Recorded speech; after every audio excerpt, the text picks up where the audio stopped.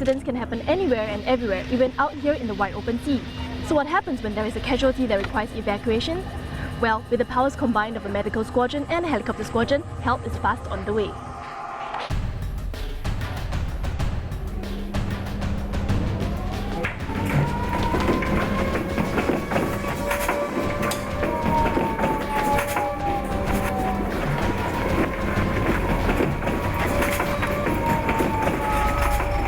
Once the alarm sounds, this team has 15 minutes to gear up and take off in this special red and white search and rescue Super Puma.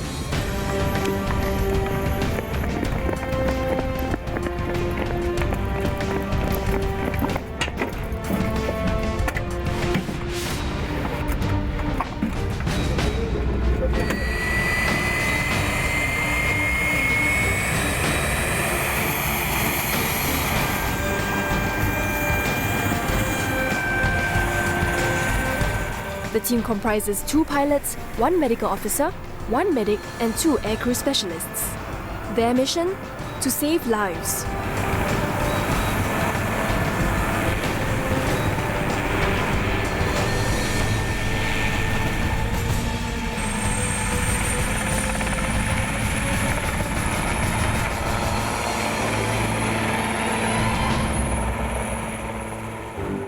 My role in a SAR operation is trying to locate the survivor and rescue him and bring him to the medical facility in the shortest possible time.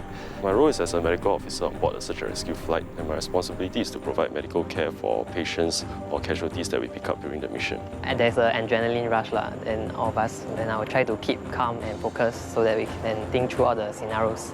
And in my mind, I'll be thinking about the diagnosis of the patient and what I should do on board the helicopter while bringing the patient back from scene to the hospital.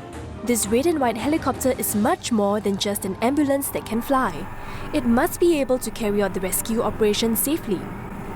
In an ideal situation, the Super Puma would be able to land on the ground to pick up the casualty. But in reality, there are many locations where it is not possible to do so, such as out here in the open sea.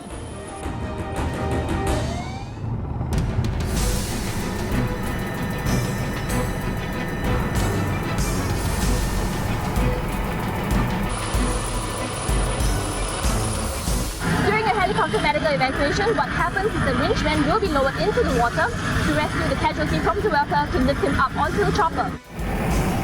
This process is known as a winching operation. For such a tricky operation, the aircrew specialists have to perform the challenging task of rescuing the survivor from the sea. My job in SAR operation is to operate as a winch operator and is to advise the pilot when conducting the operation to ensure that it is successfully carried out and safely. Third Warrant Officer Tay's job requires him to lower his fellow winchmen into the water to bring up the survivor safely. It is not as easy as it looks, as the winchman has to brave the strong winds and there is much coordination to be done with the pilots. Once we are stable overhead the designated point when we rescue the survivor, they are the one battering the aircraft, maintaining the aircraft in a steady position.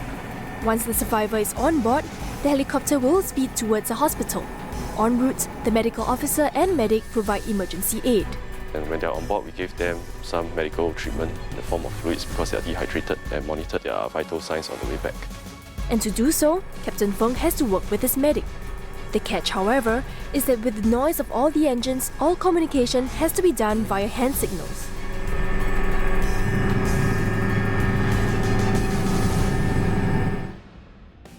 For this special group of people, saving lives is all in a day's work. I feel very proud of my job. The feeling is indescribable when the survivor we have rescued survived and is recuperating well in the medical facility. I'm really proud and to be doing this in my 2 years as an NSF, and also it's a meaningful and exciting job to save life, and not many people can do this.